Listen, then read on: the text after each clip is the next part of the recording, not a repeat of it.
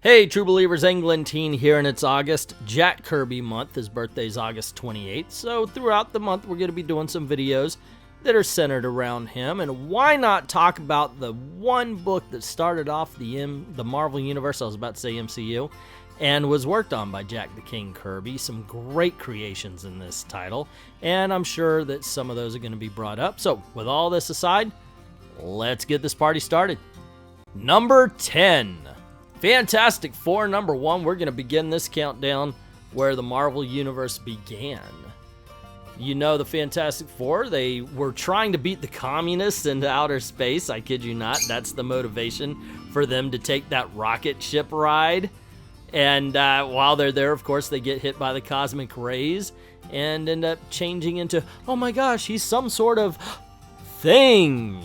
And of course, Reed Richards was so narcissistic he called himself Mr. Fantastic.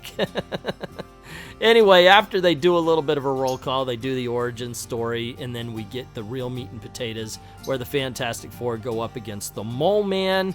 We see Monster Island, where we get a lot of really cool Jack Kirby designs. He really was good at doing these monsters. One of my favorite things that he does in the book. If you want to see a full review of this, I did a comic book origins of the Fantastic Four, so check that out after you're done with this video, of course. Number 9. Fantastic Four number 39, A Blind Man Shall Lead Them. So we get Daredevil and the Fantastic Four all in one book, woohoo! Alrighty, so the reason why I put this one here, hello Twiddles. The reason why I put this one here is because this is full of pseudoscience. It's just, I love reading, I call it Silver Age silliness, and this issue's filled with it, to tell you the truth. So you have the Fantastic Four losing their superpowers, and Reed comes up with these gadgets that kind of mimic their superpowers. It's like, if you're going to do that, give yourself whatever the heck, you know? But they do, okay, you got stretching now, you're still strong, and so forth and so on.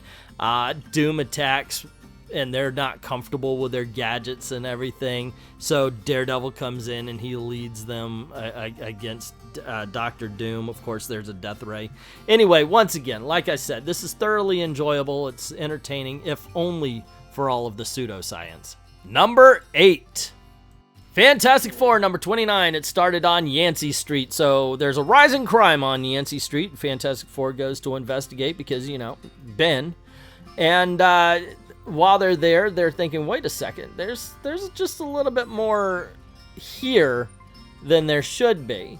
So they look into it and they discover one of Marvel's lamest villains, but in all honesty, I gotta tell you, he could be cool sometimes, and that's the Red Ghost. He's like a Russian spy that controls super apes. I am not kidding. How can you not love the Silver Age for some of this stuff? How did this villain ever make it out of the Silver Age is what really is surprising to me. But there's enough here. There's enough fun. Also, there are some stupid scenes as well. The Thing thinking they're stuck forever on the moon, but wishing he had his Pinochle set. I don't even think people know what Pinochle is anymore. But anyway, if you ever get a chance to read it, check it out. Fantastic Four number 29. Number 7.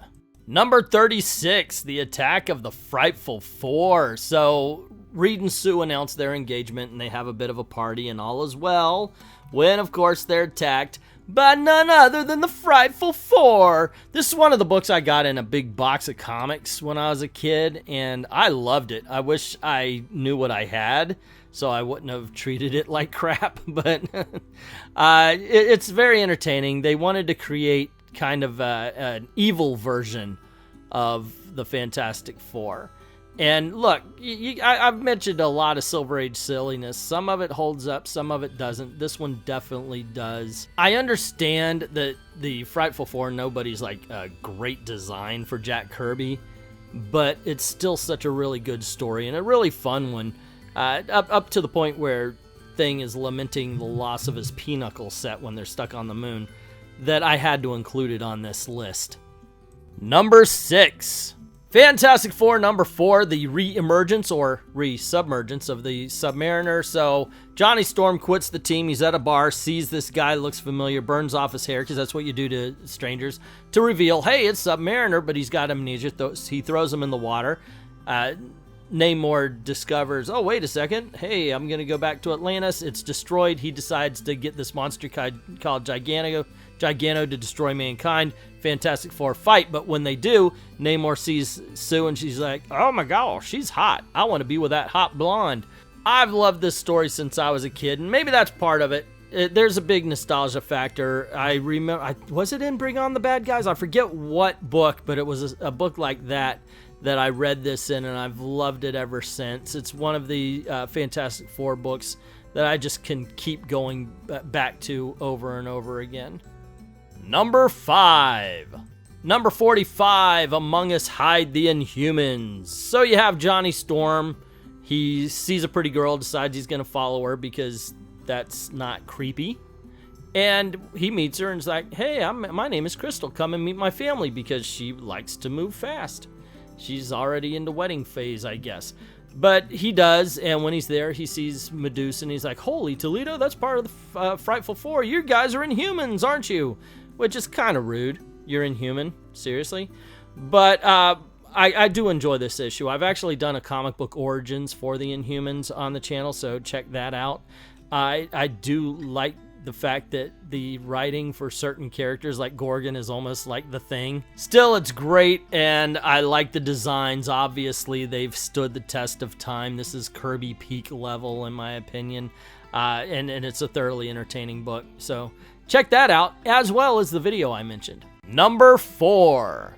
Fantastic Four number 5. This is the first appearance of Dr. Doom, their greatest villain.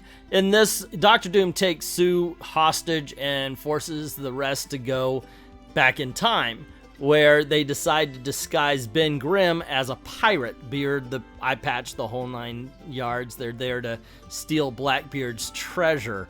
This book is just redonkulously silly, and I mean, come on. First of all, it's Dr. Doom's first appearance, and that makes it worthy of being on any list. But really, there are a lot of things here that I just thought were kind of silly. Reed stretching himself through the holes in concrete, the air holes in concrete. I thought that was kind of weird and fun. But like, wait a second, how can you keep any kind of bodily structure that thin? Just saying. Anywho, once again, it really is not just a significant book, it's a fun book as well. And if you haven't checked it out, try to find it. Number 3. Fantastic Four number 12. At last, the Fantastic Four meet the Hulk. So the Thing's walking down the street, and the army attacks him because they think he's the Hulk, as one would. You would think they would have a description, like big, green, ugly, and incredibly monstrous, instead of rocky orange guy that works with the Fantastic Four, but they didn't. Anyway, General Thunderbolt Ross does get the Fantastic Four to help them out. He says, you know, they need the help to take down the Hulk. Of course, I think this is also the one where we get the supercar, you know, the Fantasticar and everything. Yeah, but anyway, this is the first fight between the Thing and the Hulk. It's one of my favorite issues. I remember getting this this comic in some trade paperback a long time ago when I was a kid, and I just loved it, man. That's where a lot of this list is coming from. It's pure nostalgia, but then again, hey, it's my list. I could take it from wherever I want. Number 2. Number 51, This Man, This Monster. I don't know if I could sum up this storyline in time to actually describe it. It's an incredible story. It shows that Ben is a hero even without his superpowers. He's walking around, he's feeling bad about his appearance, and he comes across a scientist who wants to be like Reed Richards. He invites the Thing in, has a talk with him. We find out that he's drugged the Thing, and he wants to become him. He's got a machine that can actually revert. Ben goes back to being human, but the scientist takes on the properties of the Thing and goes to the Fantastic Four. Now, Ben's like, hey, wait a second, that's not me, but they don't believe him. They kick him out, and they discover the negative zone. Reed gets stuck. The fake Thing throws himself in and decides to save him, and realizes he's going to die with only one great deed to his life. Meanwhile, Ben Grimm goes to see Alicia Masters, but as the scientist dies, he reverts back to the Thing, gets scared, and runs away.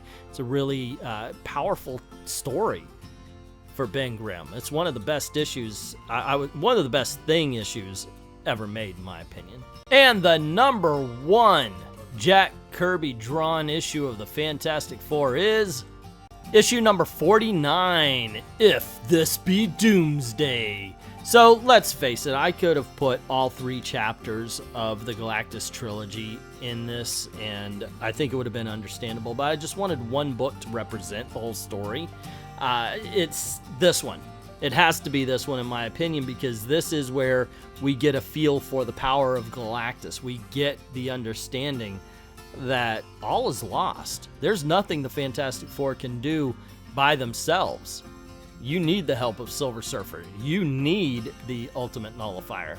And it comes to a point, the Galactus is so powerful, he just says, you know what? No, I'm not going to bother you with it anymore. Here comes the Punisher. Not that Punisher, an actual robot with these big old spinny arms, kind of looking like General Grievous, except for without the lightsabers. And it just lets you know that it just gives you a sense of dread. And that really works. This is an incredible story. It's an incredible chapter to an incredible story, and I cannot recommend it high enough.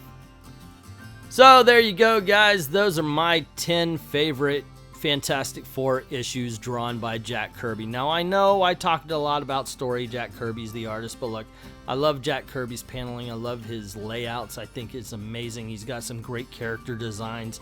The machinery, the backgrounds are so amazing. And that's in damn near every issue. There's not an issue I would point to and go, you know what? Yeah, but that one sucked. So I just made it. These are really just my favorite issues of the Jack Kirby and Stan Lee years. And yes, I do also notice that they're all the earlier issues. But what you gonna do? Some great stories told at that period in time.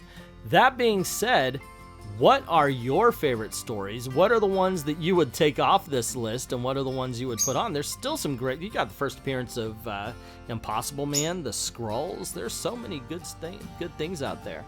So let me know what you think in the comments below, and don't forget to click like, share, subscribe, ring the notification bell if you haven't done it already, making sure notifications are set on all, of course. And if you don't mind helping out the channel, since we're demonetized here, go on over to Patreon or Ko-Fi, or even over to I Love Comics, and just drop $1 in the till. Helps keep the lights on, helps keep making videos for you. Like, thank everybody who's already done that, and to everyone, all of the true believers, thank you very, very much for watching.